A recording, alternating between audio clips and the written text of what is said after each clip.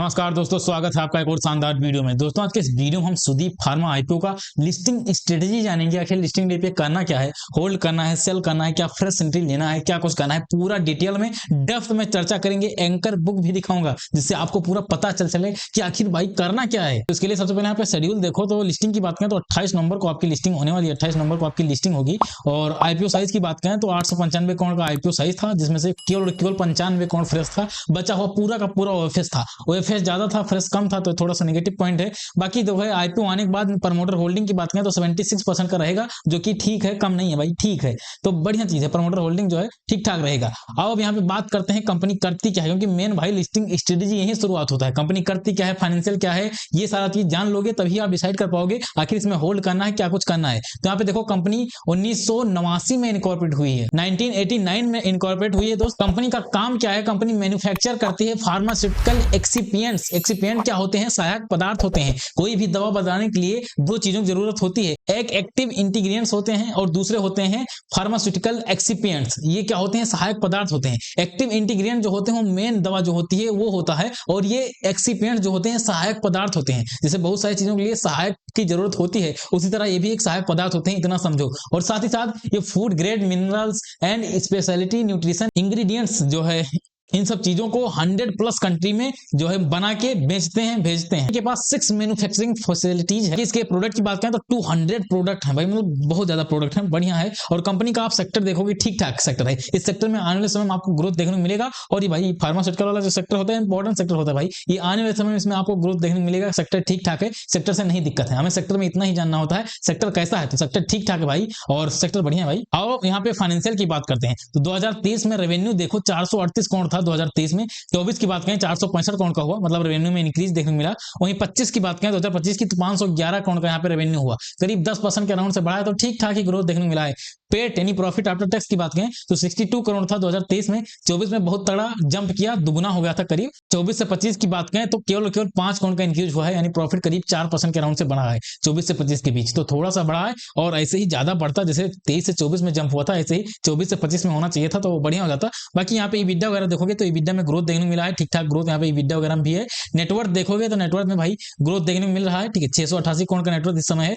Reserve की बात करें, रिजर्व भी बढ़िया है। टोटल बोरो की बात करें तो 135 करोड़ का बोरो है, जो कि ठीक ठाक है, मैनेज करने लायक बोरो है। ऐसा नहीं कि कंपनी के पास बहुत ज्यादा कर्जा है, कर्जा नहीं भाई, बहुत कम ही कर्जा है, तो जो कि ठीक ठाक है। डेट इक्विटी यहाँ पे देखो लिखा हुआ है 0.2 का है, 0.5 से कम रहता है, बेहतर रहता है, बहुत शानदार डेट इक्विटी ठीक ठाक है। रिटर्न ऑन नेटवर्थ की बात करें 27% का है, ये भी सही है। पेट मार्जिन भाई 27% का, ये भी शानदार है। इबिटा मार्जिन भाई बात करें तो ये भी शानदार है। प्राइस टू बुक वैल्यू की बात करें तो ये भी ठीक ठाक है। मार्केट कैप की बात करें तो 7000 करोड़ के अराउंड मार्केट कैप है, 7000 करोड़ के अराउंड बोला हूं, 6697 एग्जैक्ट मैं बता दे रहा हूं, 6697 करोड़ का मार्केट कैप है भाई।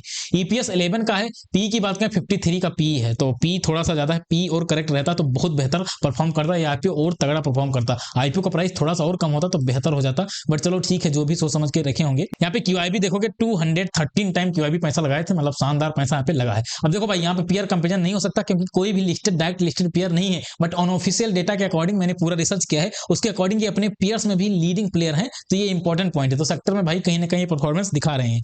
अब यहाँ पे देख लेते हैं इनके एंकर बुक, क्योंकि एंकर बुक बहुत इंपॉर्टेंट होता है भाई। मतलब आपको लॉन्ग टर्म के लिए रखना है तो एंकर बुक बहुत जरूरी होता है। लॉन्ग टर्म के लिए नहीं रखना है तब तो एंकर बुक का कोई मतलब नहीं, लेकिन लॉन्ग टर्म के लिए होल्ड करना है तब एंकर बुक बहुत इंपॉर्टेंट है।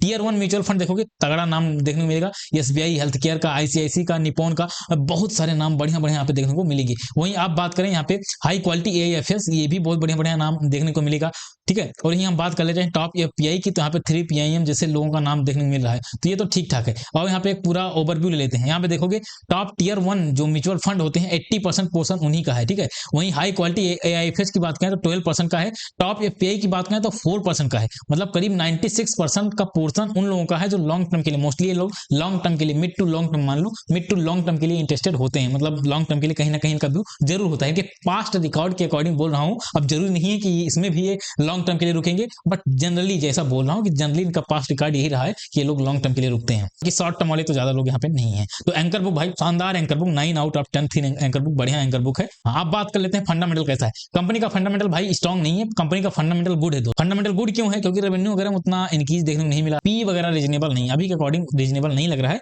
बाकी जो है आजकल तो बहुत सारे महंगे महंगे प्राइस पे आईपीओ बहुत तगड़ा रिटर्न देते हैं, तो वो अलग बात है। बट जो चीजें एक्चुअल है, एक्चुअल जो डेटा बोल रहा है उसके अकॉर्डिंग मेरा काम है बोलना, तो मैं सिंपल सा बोल रहा हूँ, थोड़ा सा ओवर वैल्यूड है, थोड़ा सा करेक्शन हो सकता था पी में, लेकिन उन्होंने नहीं किया, चलो कोई ना।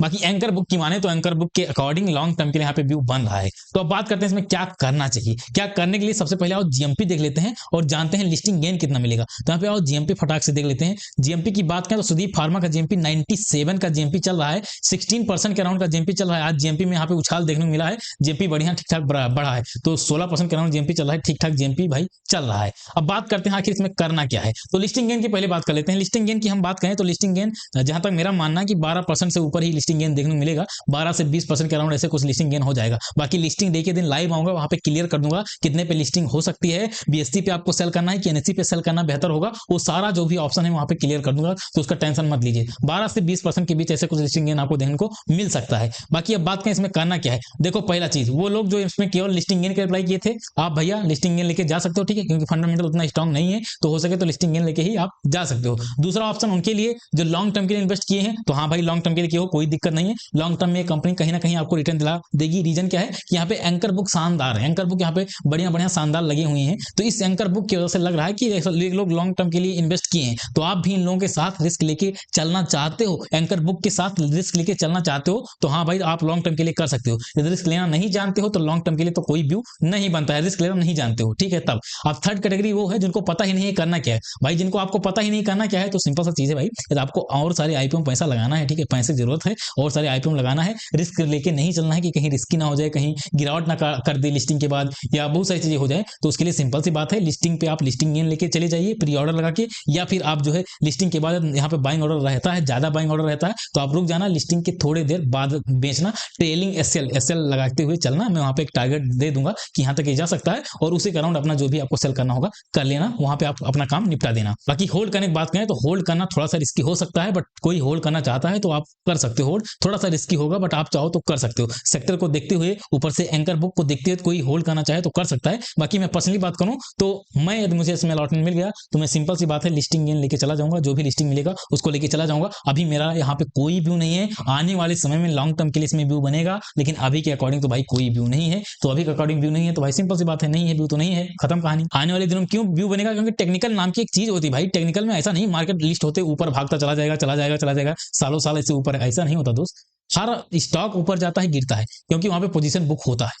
आप सियान एग्रो देख लीजिए कितना ऊपर था, लोग बेवकूफों की तरह ऊपर चढ़ गए, इतने ऊपर चढ़ गए 60% डाउन चल रहा है, पूरा पोर्टफोलियो रेड होके बैठा है। जबकि मैं 75 बार मना कर रखा था कि ऑल टाइम हाई पे कोई भी स्टॉक नहीं बाई करना चाहिए भाई। टेक्निकल कभी कहता ही नहीं कि ऑल टाइम हाई पे बाई करो, हमेशा यहाँ पे नीचे करेक्शन पे बाई करना चाहिए, यहाँ पे हजिंग पोजीशन होती है, इस ऑर्डर पे बाई करना चाहिए और लॉन्ग टर्म यहाँ तक का टारगेट बनाना चाहिए, ठीक है। इस तरह काम होता है, लेकिन लोग पता नहीं कैसे सोचते हैं। चलो फिलहाल आप ये समझो कि लॉन्ग टर्म के लिए थोड़ा सा रिस्की है, आप चाहो लॉन्ग टर्म के लिए कर सकते हो, बट मैं पर्सनली यहाँ पे केवल लिस्टिंग गेन के लिए अप्लाई किया हूँ, लिस्टिंग गेन लेके चला जाऊंगा। फिलहाल आज की वीडियो पे समाप्त करते हैं। ऐसे शानदार कंटेंट के लिए चैनल को सब्सक्राइब करिएगा। मिलते हैं अगले वीडियो में, तब तक के लिए जय हिंद, वंदे मातरम।